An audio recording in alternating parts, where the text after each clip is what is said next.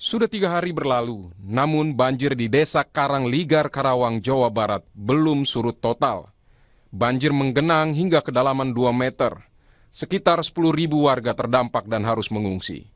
Banjir ini akibat luapan Sungai Citarum dan Sungai Cibeet.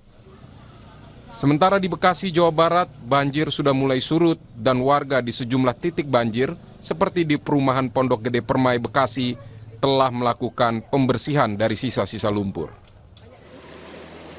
Wilayah Bekasi menjadi salah satu daerah paling parah dan nyaris lumpuh terdampak banjir pada 4 Maret lalu. Banjir menggenangi Mega Mall Bekasi, merendam RSUD Kasbullah Kota Bekasi, juga membuat ambles jembatan di kawasan Kemang Pratama. Di Bogor, Jawa Barat, curah hujan yang tinggi meretakkan jalan batu tulis. Untuk mengurangi bencana hidrometeorologi seperti banjir dan longsor, Badan Nasional Penanggulangan Bencana atau BNPB terus melakukan modifikasi cuaca untuk mencegah banjir. Menurut rencana, BNPB melakukan operasi modifikasi cuaca hingga 8 Maret. Dilakukan ini cuaca begini gara-gara operasi modifikasi cuaca. Kita akan lakukan sampai tanggal 8. Kenapa sampai 8? Karena tanggal 9 katanya sebetulnya tanggal 6. Tanggal 6 tuh yang puncaknya. Tanggal 7, 8, 9 tuh informasi di BMKG curah hujannya sedikit. Tapi kita lakukan sampai tanggal 8, istirahat sebentar, nanti tanggal 11 masuk lagi. Jawa Barat menjadi sasaran modifikasi cuaca karena menurut prediksi BMKG, potensi curah hujan tinggi di wilayah tersebut. Bergerak bertiup ke area yang rawan, itu dijatuhkan sebelum masuk ke area rawan. Jadi dijatuhkannya misalnya masih di laut. Kumpulan awan hujannya itu kalau kita lihat dari satelit, luasnya itu, jadi awan tuh hampir seluas wilayah Provinsi Jawa Barat. Jadi Provinsi Jawa Barat itu dari satelit itu udah tertutup awan gitu. Bahkan sampai ke Lampung, Palembang. Untuk besok itu prioritas di Jawa Barat karena memang yang paling rentan di Jawa Barat dan terutama ini di daerah pegunungan ya, di puncak, terutama awannya tuh dari situ. Jadi dan kan nanti bisa jadi sumber banjir untuk ke hilir juga, tidak hanya kena Jawa Barat tapi juga bisa mengalir ke arah utara ke DKI ya. Menghadapi curah hujan tinggi, pemerintah daerah harus punya rencana mitigasi yang matang. Apalagi peringatan soal potensi cuaca ekstrim telah disampaikan BMKG. Tim Liputan, Kompas TV. Saudara, Bekasi dan Karawang menjadi wilayah paling terdampak parah akibat banjir. Apa penyebabnya? Kita akan berbincang dengan pakar klimatologi Badan Riset dan Inovasi Nasional BRIN, Ibu Erma Yuli Hastin. Malam, Bu Erma. Selamat malam, Mbak. Bu Erma, tadi dikatakan oleh Bu Dwi Korita, Kepala BMKG, bilang kalau ada awan yang hampir besarnya ini adalah sebesar Jawa Barat, sehingga curah hujannya tinggi. Kenapa bisa terbentuk awan hampir sebesar Jawa Barat ini terjadi? Ya, kalau kita bicara awan kan sangat dinamis ya, Mbak ya. Jadi ada pemicunya, kemudian juga kalau kita lihat awan tuh ada sel tunggal, apakah dia awan yang tunggal satu cumulonimbus atau dia multisel gitu ya. Nah, ini kan berubah-ubah terus nih, berubah terus. Nah, kondisi misalnya kemarin gitu ya, yang sama sekali kita mungkin hujannya minim, tidak ada hujan, ya karena memang konsentrasi awannya ada di Sumatera. Apa yang bisa memicu kondisi ini yaitu pergerakan bibit siklon 98S yang ada di Samudra Hindia. Jadi awalnya dia berupa vortex, berarti dia belum sampai pada ukuran tertentu untuk disebut bibit siklon dan sekarang sudah menjadi bibit siklon tropis. Nah, ini memicu pembentukan awan. Awalnya itu prosesnya gini. Kalau saya sederhanakan ya, ketika vortex itu berputar ya, dia merupakan angin yang berputar, siklonik begitu. Nah, dia akan memunculkan pusarannya itu hujan-hujan yang panjang. Itu disebut dengan squall line. Nah, squall line ini masuk ke Sumatera. Akibatnya di Sumatera itu terbentuk aktif sekali sekolah lain seperti kemarin gitu ya. Kemudian dari sekolah lain itu kan pecah, kemudian menjadi sel yang tumbuh membesar. Berarti Dan tadi adalah yang diberitahu, yang disampaikan bahwa besarnya itu besar-besar sekali awannya itu sudah clustering. Jadi sudah berkelompok gitu ya. Si awan ini berklaster dan tumbuhnya itu pecahnya dari squalane yang terbentuk di sepanjang sehingga pesisir ini barat menjadi Sumatera. penyebab curah hujan sangat tinggi dan menyebabkan banjir juga longsor. Iya, timingnya begitu. Jadi Sumatera dulu nih, setelah itu baru menjalar menuju ke wilayah Jawa. Jawa dalam hal ini ya hari ini timingnya. Sekarang terbentuklah si awan-awan yang aktif tadi. Itu sebenarnya ditranspor atau dihantarkan si awan-awan tadi itu dari perairan di selatan Jawa. Karena kan Samudra Hindia yang aktif. Oleh karena itu kenapa hujannya sekarang sangat merata nih di selatan misalnya Jawa bagian barat ya. Bogor, Bandung hari ini juga hujan. Purwakarta hari ini masih hujan Mbak gitu ya. Timingnya tadi jam 3 dan sekarang udah meluas ke Depok hujannya. Jadi walaupun Jakarta nggak hujan, sekarang tuh sedang hujan deras di wilayah-wilayah tersebut gitu. Karena itu tadi diinduksi atau dimodulasi oleh Bu Erma. awan yang terbentuk di perairan selatan Jawa bagian barat tadi, Mbak. Iya, tadi kan ada awan yang hampir besar sehingga menyebabkan curah hujan yang tinggi. Nah, kemudian curah hujan tinggi juga menyebabkan banjir. Banjir adalah masalah yang klasik begitu. Tapi apakah pertanyaannya proyek pengendalian akan banjir di wilayah Jabodetabek ini artinya gagal, belum berhasil sehingga menyebabkan banjir terutama saat ini terjadinya di Bekasi dan juga Karawang yang ketinggiannya sangat memprihatinkan? Betul. Solusi pengendali banjir menurut saya belum efektif dilakukan oleh pemerintah ya. Dari evaluasi kami menunjukkan kan harusnya solusi itu integrasi dari solusi jangka pendek, jangka menengah, jangka panjang dan jangan hanya memikirkan per daerah. Kan itu aglomerasi itu wilayahnya. Ada wilayah Jawa bagian barat, Banten dan juga Jakarta yang terlibat. Dan 3 daerah ini harusnya memikirkan solusi yang konkret untuk mengantisipasi kondisi banjir. Kenapa? Karena pemicu dari pergerakan awan itu sekarang bukan awan cumulonimbus yang tunggal, tapi sudah berbentuk awannya itu multisel. Itu sudah jenis konvektif atau badai. Kita sebutnya badai konvektif sebenarnya. Bu Erma, tapi kan dalam pengendalian proyek pengendalian banjir di Jabodetabek kan kita ada normalisasi Kali Ciliwung, ada juga BKT, ada juga revitalisasi waduk ya, hingga pembangunan sumur resapan. Itu kan memakan biaya yang besar. Nah, kenapa ini tidak cukup atau ada yang salah di sini? Menurut saya yang perlu sekarang harus dievaluasi gitu ya, sangat prioritas itu adalah das-dasnya dulu. Karena das-das besar itu kan ada Ciliwung, Cikeas, dan juga satu lagi Cilengsi. Itu yang mengalir semua ke utara kan. Kalau Bekasi disupport dari 2 das, Cilengsi dan Cikeas. Itu harus dievaluasi apa yang terjadi di sana. Jadi saya sangat mensupport, mendukung pernyataan Gubernur Jawa Barat yang akan mengatakan evaluasi, kita evaluasi semuanya, terus back to nature dan seterusnya. Itu adalah political will yang jangan hanya berhenti di kata-kata. Tapi harus benar-benar action plan-nya dilakukan, mendudukkan daerah-daerah yang terlibat tadi gitu ya. Jangan hanya satu gubernur pelakunya yang melakukan itu, tapi juga harus karena butuh anggaran yang sangat besar kan. Dan kita meminta atau berharap bahwa solusi yang kemudian digulirkan dari aglomerasi ini itu benar-benar nyata gitu. Saya lihat dari sisi koordinasi aja ini kan belum berjalan gitu. Saya nggak tahu ya, kita kan belum mendengar ya aglomerasi. Apa karena nunggu SK atau saya nggak ngerti gitu. Padahal ini kan berpacu pada waktu, terhadap waktu. Dan ini menjadi pembelajaran penting juga ya, harus bergerak cepat ya. Apalagi ada lagi loh kayak gini, gitu loh. Maksud saya, jadi jangan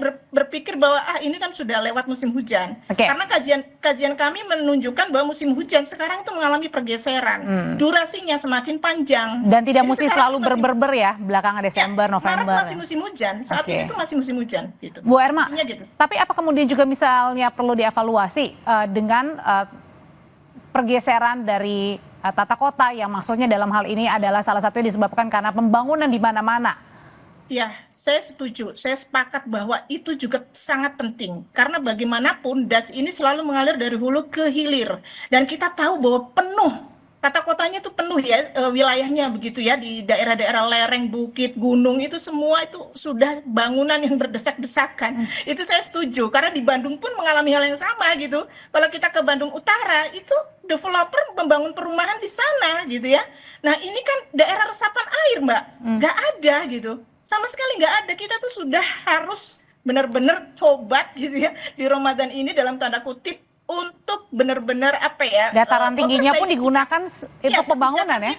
kebijakan kita sudah harus kita perubahannya tuh harus radikal menurut saya. Nggak perlu nggak cukup lagi hanya dengan sedikit-sedikit gitu ya, tapi harus total, harus radikal, bahkan dari mindset saja bahwa kita harus kembali ke alam itu harus dan nyata gitu. Karena perubahan iklim gitu. Dalam artian bahwa kalau misalnya tadinya dikatakan dimaksudkan dengan adanya pembangunan di mana-mana adalah untuk menggerakkan ekonomi warga, tapi ini juga menjadi catatan ya, jangan-jangan juga dapat mengganggu ekonomi warga karena ada pembangunan dan karena penyebabnya adalah tadi ya menyebabkan misalnya terganggunya resapan ketika banjir atau ketika curah hujan tinggi. Betul. Jadi seperti Bekasi aja ini adalah benar-benar kita harus mengambil lesson learn dari kejadian ini. Separah itu Bekasi, kalau dihitung itu seberapa sih resapan airnya, ruang terbuka hijaunya berapa gitu. Kita publik meminta itu gitu. Berapa persentasenya? Ternyata gitu ya, ada penyimpangan sekian persen gitu yang harusnya disediakan misalnya minimal 30%, itu sekarang hanya tinggal berapa nih? Daerah rawa sudah disulap menjadi semua permukiman gitu kan, daerah-daerah sawahnya gitu. Berapa? Semuanya Kita sudah pengen dijadikan tahu, bangunan rumah ya Bu ya ya di publik sana. pengen tahu gitu loh. Bahkan sampai seperti itu kita bisa loh apa namanya ya menuntut ya tanggung jawab dari pemerintah ketika dia membuat kebijakan kok bisa seperti ini banget. Karena memang jalannya air nggak dibikin, intinya kan gitu ya, dan dirusak gitu, Ya, dirusak. karena kalau banjir umumnya di Jakarta, tetapi kali ini yang bertanya-tanya adalah kenapa kok bisa nih sampai di Bekasi separah itu ya Bu? Betul, betul. Oke. Ya, jadi kan memang fokusnya pada 2 das tadi begitu ya. Bagaimana evaluasi dari 2 das itu, dari 2 das tersebut juga kita publiknya menunggu gitu hasilnya. Kalau bisa harus segera dirilis tuh hasil evaluasi dasnya seperti apa, kemudian hasil tata kotanya seperti apa. Intinya adalah berapa persen kita pengen tahu air tanah resapan atau ruang terbuka hijau tersedia di Bekasi. Karena kok parah banget gitu loh. Ya. Parah banget itu, Mbak. Pada Ya. saat kemarin meninjau ke kawasan Bekasi, juga Wamendagri Bima Arya juga memfokuskan kepada masalah kawasan aglomerasi ya. Nah ini sepertinya sebaiknya harus seperti apa? Haruskah cepat?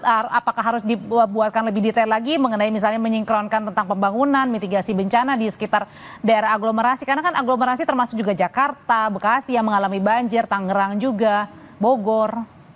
Ya, menurut saya agenda yang paling mendesak itu adalah dievaluasi gitu ya, dihitung benar-benar per kota. Kemudian ditingkatkan lagi. Itu tadi yang kaitannya dengan ini ya, dengan daerah-daerah yang berubah gitu ya, alih fungsinya gitu ya. Itu dihitung dan sebarkan, rilis ke publik. Itu pertama yang mendesak. Kemudian yang kedua adalah mohon dihitung juga, dievaluasi oleh BNPB, berapa sih kapasitas kota-kota besar ini drainasenya. Kita nggak pernah tahu loh, nggak pernah ada peringkatnya gitu. Jadi kalau dari pengamatan saya nih Mbak ya, misalnya Jogja itu hampir mirip mengalami modulasi hujan yang 400-600 mm gitu Mbak dalam waktu seminggu gitu ya, 3 hari 4 hari. Tapi sampai sekarang kita nggak lihat ada kejadian parah banget banjir di kota Jogja. Ini kan kita jadi tahu mana sih kota yang kira-kira bisa kita angkat sebagai prestasinya atau kita jadiin role model bahwa oh kota tersebut mampu ternyata drainasenya menampung segini. Apa yang dilakukan oleh Jogja misalnya itu ya. Itu karena saya mengamati setiap hari gitu loh. Jadi ternyata kalau dilihat dari Bekasi saya sudah sampaikan bahwa hujannya itu 400 di hulunya, bukan di kota Bekasinya. Dan mirip dengan Jogja, dia dihantam hujan terus-menerus dari selatan gitu ya, perairan selatan. Tapi toh nggak ada tuh kejadian yang parah banget gitu ya. Ini kan mesti ya oke lah, ini apple to apple loh, sama-sama kota besar dan seterusnya. Kita bisa melakukan pemeringkatan itu. Lebih baik disibukkan oleh itu daripada mengejar solusi-solusi jangka pendek yang menurut saya efektivitasnya pun kita nggak tahu. Sementara kita harus efisiensi anggaran dan seterusnya begitu. Nah, ya. kalau di Karawang, kalau di Bekasi kan banyak pembangunan di mana-mana, itu juga menjadi catatan ya. Tapi kalau di Karawang ini kan tidak terlalu banyak pembangunan, begitu banyak sawah-sawah juga. Tapi pertanyaannya kenapa ketinggian airnya sampai 3 meter, sampai ke atap rumah warga? Ya, kalau Karawang kan beda ya. Itu adalah daerah-daerah langganan banjir. Yang mungkin secara, saya nggak tahu tuh bagaimana gitu ya, ya wilayah-wilayah tertentu memang ada gitu. Tapi tidak meluas, tidak masif, dan tidak separah yang kita lihat di Kota Bekasi dan Kabupaten Bekasi sekarang juga terkena begitu kan. Jadi kalau yang langganan kita anggap ya Kabupaten Bandung Selatan juga langganan Mbak gitu. Jadi meskipun misalnya oh sawahnya tapi banyak tuh gitu. Tapi kalau sudah langganan berarti tipologi dari daerahnya itu kan tadinya memang memang ada masalah gitu ya. Mungkin terlalu rendah atau mendapat apa namanya menjadi tempat untuk bertahannya air di sana menetap lama dan seterusnya. Nah itu kan artinya bahwa kita memang nggak bisa samaratakan, tapi berhubung ini berkaitan mitigasi itu dengan menyelamatkan nyawa, dan nyawa itu adalah yang paling banyak terkonsentrasi di kota-kota besar. Karena itu yang paling mendesak adalah mohonlah dirilis bagaimana sih kapasitas setiap kota besar di wilayah Indonesia itu sebenarnya gitu. Maksimalnya berapa gitu. Dia bisa menampung curah hujan ekstrimnya gitu. Misalnya Terakhir, 100 mm. oke. Ya udah gitu. Berarti kan kita harus melakukan banyak solusi yang berkaitan dengan memperbesar kapasitas kan. Oke, terakhir Intinya ke sana. singkat saja Bu Erma, untuk Ya. modifikasi cuaca ini bisa tergolong kemudian efektifkah atau hanya efektif di jangka pendek? Jangka pendek, memang dia hanya ada di short term solution. Jadi memang tempatkanlah dia ada di situ, jangan mengandalkan itu terus-menerus gitu ya. Saya kira itu. Oke, terima kasih pakar klimatologi Badan Riset dan Inovasi Nasional BRIN, Ibu Erma Yuli Hastin. Ya, terima kasih. Saudara tetaplah bersama kami di Sapa Indonesia Malam. Jaksa Agung Sanitiar Budi Burhanuddin atau ST Burhanuddin memastikan produk bahan bakar minyak milik PT Pertamina Persero yang dipasarkan saat ini sudah sesuai dengan standar.